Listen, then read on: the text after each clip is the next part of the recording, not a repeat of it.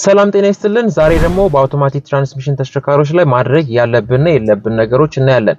በትናንትናው ቪዲዮ ላይ በማኑዋል ተሽከርካሪዎች ላይ ተናል። ዛሬ ደግሞ በአውቶማቲክ ተሽከርካሪዎች ላይ ማድረግ ያለብንና የሌለብን ነገሮች እናያለን። ላይክ፣ ፎሎ፣ ሼር፣ ኮፒ ሊንክ አድርጉ።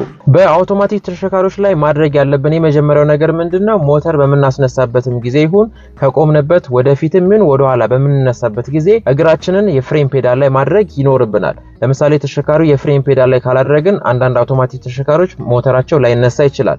ከዛም በተጨማሪ ደግሞ ማርሻችንን መቀየር ስንፈልግ ለምሳሌ ወደ ዲ ወይ ደግሞ ወደ አር ወደ ኋላ መሄድ ስንፈልግ መቀየር በመንፈልግበት ጊዜ የእግር ፍሬን ካረቀጥን ላይቀየርልን ስለሚችል ምን ጊዜ ሞተር ስናስነሳና ከቆምንበት ስንነሳ የፍሬን ፔዳላችንን መርገጥ ይኖርብናል። ሌላኛው ፓርኪንግ ነው። ፒ ላይ በመናረግበት ጊዜ እንግዲህ ተሽከርካሪያችንን ለረጅም ጊዜ ማቆም ስንፈልግ ሞተር ማስነሳት ስንፈልግና የትራንስሚሽን ክፍሎች ሎክ እንዲያደርግልን ስንፈልግ የፓርኪንግ ፖዚሽንን እንጠቀማለን። ሌላኛው አር ወይ ደግሞ ሪቨርስ ነው። ሪቨርስ የምንጠቀመው ምን ጊዜም ወደ ኋላ በመናሽከረክርበት ጊዜ ነው። ወደ ኋላ ማሽከርከር ስንፈልግ የማርሽ ጀታችንን ወደ አር ፖዚሽን እናደርጋለን።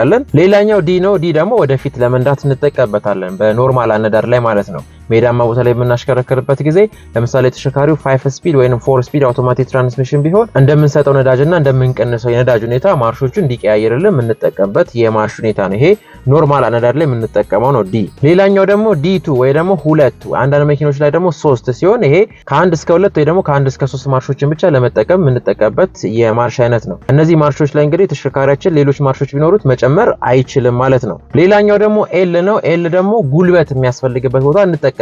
ለምሳሌ አደገኛ ዳገት፣ አደገኛ ቁልቁለት ምንጎትተው ነገር ሲኖር ኤልን እንጠቀማለን። ሌላኛው ደግሞ ኒውትራል ነው። ኒውትራል ተሽከርካሪያችን ለአጭር ጊዜ ዜሮ አድርጎ ለመቆየትና ተሽከርካሪያችን ቢበላሽ ከቦታ ወደ ቦታ ገፍተን ለማንቀሳቀስ ስንፈልግ ኤን ፖዚሽንን እንጠቀማለን ማለት ነው።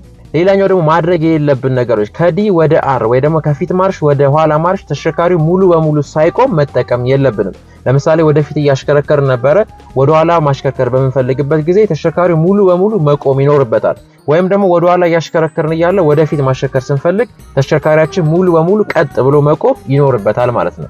ነገር ግን ተሽከርካሪው እየተንቀሳቀሰ በምንቀይርበት ጊዜ የትራንስሚሽን ክፍሎች ላይ ጉዳት እናመጣለን። ሌላኛው ደግሞ የፍሬን ክፍል ላይ የነዳጅ ክፍል እኩል መያዝ የለብንም። ተሽከርካሪያችንን በምናቆምበት ጊዜ ተሽከርካሪያችን ማርሽ ላይ ሆኖ ለምሳሌ ዲ ወይ ደግሞ አር ሆኖ ፍሬን እና ነዳጅ እኩል መያዝ የለብንም። የትራንስሚሽን ሲስተሙ እንዲሞቅ ያደርጋል። ከዛ በተጨማሪ ተሽከርካሪያችንን ማቆም ስንፈልግ ምንጊዜም ኒውትራል ላይ መሆን ይኖርበታል። ዲ ላይ ወይ ደግሞ አር ላይ አድርገን ነው ተሽከርካሪው ለረጅም ጊዜ የምናቆመው ከሆነ የትራንስሚሽን ክፍሎች የተለያዩ የክለች ሲስተሞች እና አክቹዌተሮች ሊጎዱብን ስለሚችሉ እነዚህ ነገሮች ማስወገድ ያስፈልጋል ማለት ነው። ይሄን ለማለት ነው። አዲስ ከሆናችሁ ፎሎ አድርጉ። ሀሳብ፣ አስተያየት፣ ጥያቄ ስለ ኮሜንት ሴክሽን ላይ አስቀምጡ። ለሁሉም ደርስ ላይክ፣ ፎሎ፣ ሼር፣ ኮፒ ሊንክ አድርጉ። ይመቻችሁ።